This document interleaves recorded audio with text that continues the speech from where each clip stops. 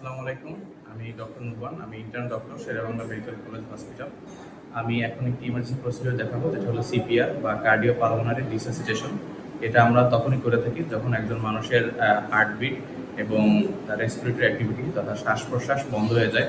তখন সে কোনো emergency procedure না পাওয়া পর্যন্ত বা ইমার্জেন্সি হেল্প না পাওয়া পর্যন্ত তার ব্রেন এবং অন্যান্য ভাইটাল অর্গানসে অক্সিজেন সমৃদ্ধ ব্লাড পৌঁছানোর জন্য আমরা সাধারণত সিপিআর করে থাকি।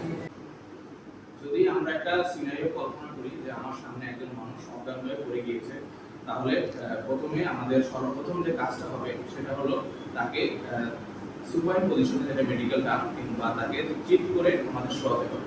তো চিট করে শোয়ানোর জন্য, যেহেতু আমি এখন 1% রেস্কিউ ফরম্যাটে আছি, সেক্ষেত্রে চিট করে শোয়ানোর জন্য আমরা যে ম্যানুভারটা ব্যবহার করি সেটা হলো লগ রোল ম্যানুভার। এবং একজন মানুষ থাকলে সেক্ষেত্রে তাকে লগ রোল করে কীভাবে চিট পজিশনে নিয়ে আসতে হবে, চিট করতে হবে, সেটা আমি এখন আপনাদের কাছে ডেমনস্ট্রেট করব। তো আমাদের লগ রোলের মাধ্যমে তাকে একজন মানুষ হিসেবে চিট করার জন্য প্রথমে আমরা একটা হাত দিয়ে তার যে নেক বা সার্ভাইকাল স্পাইনটাকে ফিক্স করতে হবে, এবং অন্য হাত দিয়ে, মানে যে হাতের আমার যে সাইডের হাত তার সেই সাইডের হিপ জয়েন্টটাকে ধরে আস্তে করে তাকে চিট করতে হবে, যেন কোনোভাবেই তার নেক বা সার্ভাইকাল স্পাইন এবং rest of the vertebral column, মানে মেরুদণ্ডের বাকি অংশের সাথে কোনোভাবে যেন টুইস্ট না। তাকে আমি চিট করে শোনার পরে প্রথমে আমি যে কাজটা করবো, তাকে আমি জাগানোর চেষ্টা করবো, যে তার জ্ঞান ফেরানোর চেষ্টা করবো। সেজন্য আমরা যে কাজটা করবো সেটা হলো ফার্স্টে শেক। আমরা তাকে তার যে দুই কাঁধ এরকম করে তাকে পাশাপাশি এরকম করে তাকে জাগানোর চেষ্টা করবো এবং বলবো যে, বাবা, আপনি কি আমার কথা শুনতে পাচ্ছেন? আপনি কি আমার কথা শুনতে পাচ্ছেন? এবং সে সময় আমরা তার কপালে অথবা গালে একটু ট্যাপ করে তাকে আমরা জাগানোর চেষ্টা করব।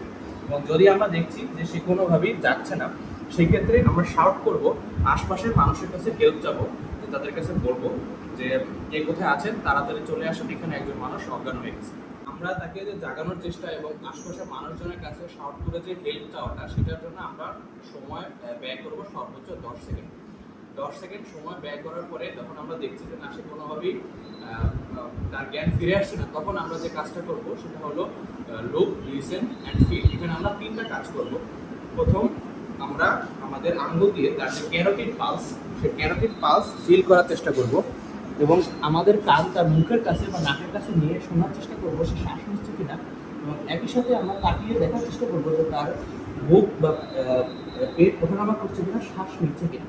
যদি আমরা এটা এভাবে আমরা 10 সেকেন্ড সময় ধরে অবজার্ভ করার চেষ্টা করবো, লুক, লিসেন এবং ফিল করার চেষ্টা করব যে সে তার হার্টবিট আছে কিনা এবং সে শ্বাস নিচ্ছে কিনা। যদি আমরা দেখি যে 10 সেকেন্ড পরেও যে তার কোনো ক্যারোটিড পালস নেই এবং সে শ্বাসও নিচ্ছে না, তখন আমরা পরবর্তী ধাপে যাব, যেটা হলো সিপিআর। তো সিপিআর দিতে হলে আমাদেরকে প্রথমে পেশেন্টকে একটি হার্ড এবং ফ্ল্যাট সারফেসের উপর নিয়ে আসতে হবে। যদি পেশেন্ট বেডের উপর থাকে, তাহলে আমাদেরকে বেড থেকে নামিয়ে ফ্লোরের উপর আনতে হবে। যদি পেশেন্টকে বেড থেকে নামানোর মতো পরিস্থিতি না থাকে, সেক্ষেত্রে এক ধরনের সিপিআর বোর্ড পাওয়া যায়। সেই বোর্ডটা পেশেন্টের নিচে দিয়ে তাকে একটা হার্ড এবং ফ্ল্যাট অবজেক্টের উপর নিয়ে আসতে হবে। যেহেতু এখানে এই ডামিটি অলরেডি ফ্লোরের উপর আছে, তো তাকে তার জন্য আলাদা করে সিপিআর বোর্ড দেওয়া প্রয়োজন নেই। তো সিপিআর দেওয়ার জন্য প্রথমে আমাদেরকে পেশেন্টের এখানে জিফয়েড প্রসেস, সেটাকে আইডেন্টিফাই করতে হবে। তো জিফয়েড প্রসেস আইডেন্টিফাই করার পরে আমরা জিফয়েড প্রসেস থেকে along the mid line 4 centimetre উপরে, 4 আঙ্গুল উপরে একটা স্পেসে আমরা আমাদের যে নন ডমিনেন্ট যে হাত, সেই হাতের যে হিল, সেটা এভাবে রাখবো। এবং এভাবে রাখার পরে আমাদের অন্য যে ডমিনেন্ট হাতটা, সেটা দিয়ে আমরা এভাবে গ্র্যাব করব। কিন্তু আমাদের যে তার মিড লাইনে তার বুকের সাথে শুধুমাত্র আমাদের এই নন ডমিনেন্ট হাত, যেটা আমার ক্ষেত্রে বাম হাতের হিলটাই থাকবে।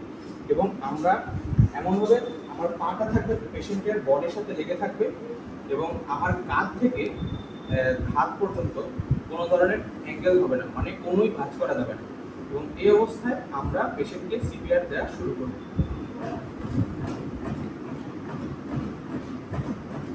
আমরা যখন সিপিআর দিব, তখন আমরা শুধুমাত্র আমাদের আপার বডির যে ওয়েট, সেটাকে ব্যবহার করে তাকে সিপিআর দিব। এবং এক্ষেত্রে শুধুমাত্র আমাদের যে হিপ জয়েন্ট, সেটাই শুধুমাত্র আমাদের নড়বে। না হলে সিপিআর দিতে যিনি রেস্কিউয়ার, তিনি এক্সস্টেড হয়ে যেতে পারেন। এবং সিপিআর দেওয়ার সময় আমাদের খেয়াল রাখতে হবে যেন তার চেস্ট কম্প্রেশনের সময় যে ডেপথটা সেটা অ্যাটলিস্ট 5 to 6 সেন্টিমিটার পর্যন্ত কম্প্রেসড হয়। আমাদের যে চেস্ট কম্প্রেশন সেটার রেট হবে প্রতি মিনিটে 100 বার করে। সুতরাং আমাদের বেশ দ্রুতই চেস্ট কম্প্রেশনটা করতে হবে এবং প্রত্যেক মোট 30 বার কম্প্রেশন দেওয়ার পরে তাকে আমাদের দুবার মাউথ টু মাউথ ব্রিদিং দিতে হবে। এবং মাউথ টু মাউথ ব্রিদিং দেওয়ার জন্য প্রথমে আমাদের যে কাজটা করতে হবে হেড এক্সটেনশন। যেমন এই পেশেন্টের মাথা অন্যদিকে তাকিয়ে থাকতে পারে, তো প্রথমে আমরা যেটা করবো তার মাথা এরকম এক্সটেন্ড করবো।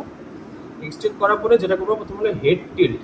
আমরা তার মাথাটাকে এরকম করে করবো এবং তার যে চিন সেই চিন কী করবো লিফট, এরকম করে লিফট করবো। এতে আমাদের যেটা হবে তার এয়ারওয়ে প্যাটেন্ট হয়ে যাবে এবং খুব সহজে তার শ্বাস দেওয়া যাবে। হেড টিল্ট এবং জ লিফট করার পরে আমরা দেখবো যে তার এখানে কোনো সিক্রেশন বা তার মুখে কোনো লালা জমে আছে কিনা। সেই ক্ষেত্রে আমরা একটা গজ অথবা একটা বিশুদ্ধ জীবাণুমুক্ত কাপড় দিয়ে আঙ্গুলের সাথে পেঁচিয়ে তার মুখের ভিতরে ঢুকিয়ে সেই সিক্রেশনটাকে পরিষ্কার করব এবং এরপরে আমরা একটি গজ তার মুখের উপর রেখে এরপর আমরা তাকে মাউথ ওয়াশ দেওয়া যাবে। এরপরে আমরা তার নাকটা এরকম করে আটকাবো এবং তার মুখের সাথে আমার মুখ একদম লাগিয়ে আমরা তাকে দুইবার আমাদের মুখ থেকে তাকে দুইবার শ্বাস দিব। এভাবে প্রত্যেক 30 বার চেস্ট কম্প্রেশন দেওয়ার পরে আমরা তাকে দুইবার মাউথ টু মাউথ ব্রিদিং দিব এবং এভাবে 3 বার মানে পরপর 3 বার, যে আমি তাকে 30 বার কম্প্রেশন দিলাম, দেন দুইবার মাউথ টু মাউথ দিলাম, আবার 30 বার দিলাম, দুইবার মাউথ টু মাউথ দিলাম এবং আবার করলাম জিনিসটা। এবং এটা 3 বার করলে সেটাকে আমরা বলবো একবার সিপিআর সাইকেল। একবার সিপিআর সাইকেল এভাবে একটা সিপিআর সাইকেল, এভাবে যদি 3টা সিপিআর সাইকেল আমরা কমপ্লিট করার পরে আমরা আগের মতো লুক, লিসেন এবং ফিল করবো। যে আমরা দেখবো তার ক্যারোটিডে হাত দিয়ে যে তার ক্যারোটিড পালসেশন ফিরে আসছে কিনা এবং আমরা তাকিয়ে দেখবো এবং কানে শোনার চেষ্টা করবো সে শ্বাস নিচ্ছে কিনা। যদি তখনও তার কার্ডিওপালমোনারি অ্যাক্টিভিটি রিভার্স না করে দেন আমরা আবার 3 বার সাইকেল তাকে সিপিআর দিব। এরপরে যদি তার রিভার্স না করে দেন আমরা তাকে আরেকবার আরও 3টা সাইকেল আমরা তাকে সিপিআর দিব। যদি এরপরও পেশেন্টের কার্ডিওপালমোনারি অ্যাক্টিভিটি রিসাসিটেট না হয় সেক্ষেত্রে doctor in his or her own description সে এই সিপিআর অ্যাটেম্পটা সে অ্যাবান্ডন করতে পারে। বাচ্চাদের ক্ষেত্রে সিপিআর দেওয়ার সময় সিপিআর এর বাকি প্রসিডিউরগুলো অ্যাডাল্টদের মতো হলেও সিপিআর চেস্ট কম্প্রেশনের সময় তাকে প্রথমে বাচ্চাকে আমরা সবগুলো আঙ্গুল দিয়ে এভাবে জড়িয়ে ধরে এভাবে তুলব এবং তার আমাদের যে 4টা আঙ্গুল সেটা তার বাচ্চার ব্যাকের অ্যালং দ্য ভার্টিব্রাল কলাম বা স্পাইনের সাথে থাকবে এবং যে থাম দুটো বাচ্চার lower part of the sternum along the mid line থাকবে। এবং আমরা যখন কম্প্রেস করব তখন আমরা সবগুলো আঙ্গুল দিয়েই তাকে কম্প্রেস করব। সামনে এভাবে যেভাবে কম্প্রেস করছি পিছনে এভাবে কম্প্রেস করব এবং বাচ্চাদের প্রত্যেক 15 বার কম্প্রেশন দেওয়ার পরে আমরা 2 বার মাউথ টু মাউথ দিব। এবং মাউথ টু মাউথ দেওয়ার ক্ষেত্রে সেমভাবে বাচ্চার হেড এক্সটেনশন দেন হেড টিল্ট এবং জ লিফট করে আমরা তার এয়ারওয়ে প্যাটেন্ট করব। কোনো সিক্রেশন থাকলে সেই সিক্রেশনটা পরিষ্কার করব এবং এখানে এরপরে আমরা তাকে মাউথ টু মাউথ দিব। মাউথ টু মাউথ দেওয়ার সময় আমার যে রেস্কিউয়ার সে তার নিজের মুখ দিয়ে বাচ্চার নাক এবং মুখ দুইটাই সিল করে দেন সে মাউথ টু মাউথ ব্রিদিং দিবে। নর্মালি আমরা 4টা মেডিকেল কন্ডিশনে সিপিআর দিয়ে থাকি। একটা হলো অ্যাসিস্টল, যেক্ষেত্রে পেশেন্টের ইসিজি ফ্ল্যাট লাইন হয়ে যায় এবং উইথ নো রেকর্ডেবল ব্লাড প্রেশার এবং পালস।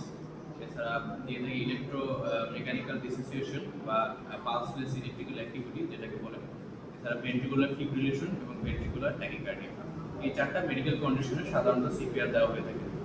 আর আমরা কখন সিপিআর দিব না, সিপিআর দেওয়ার ক্ষেত্রে প্রথমত আমাদেরকে যে কোনো সিপিআর শুরু করার ক্ষেত্রে তার পেশেন্টের সাথে যে অ্যাটেন্ডেন্ট থাকে তার কনসেন্ট নিতে হবে।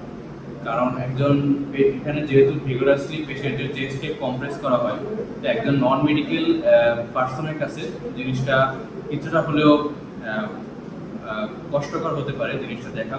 তো এবং বিশেষ করে সেই পেশেন্ট যদি সেই পার্সনের আপনজন হয়ে থাকে, তাই অবশ্যই পেশেন্টের কাছ থেকে কনসেন্ট নিয়ে নিতে হবে সিপিআর দেওয়ার আগে। যদি সে কনসেন্ট না দেয় সেক্ষেত্রে আমরা সিপিআর দিব না।